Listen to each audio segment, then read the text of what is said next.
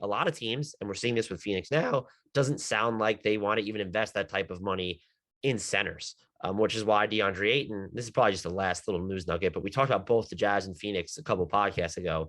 It does seem like John Hollinger, The Athletic, I believe, wrote that it's basically fait accompli. Ayton has played his last game in Phoenix.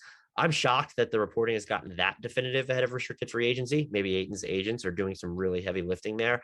I'm at the point now, though, where, and I have been, I think, since we last recorded this, and I did a couple podcast appearances the other week where I said, I think I'm leaning more towards Ayton being on a different team than I am with Phoenix. Whereas I definitely assumed it was vice versa because of how hard sign and trades are with base year compensation.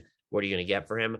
The big question now is, would the Suns be willing to just let him walk if a Detroit or a San Antonio actually goes after him with a max offer sheet? I have literally no idea. That's a huge, even if you think they can get by approximating DeAndre Ayton with cheaper centers, to let someone so valuable, in theory, even if you don't think he's valuable to your team, and the fact that they could be willing to let him walk, that definitely might say something about what's going on behind the scenes. And look, Sam Amick also reported, by the way, for more Suns news, that there was a mini COVID outbreak amongst the team towards the end of the Western Conference semifinals.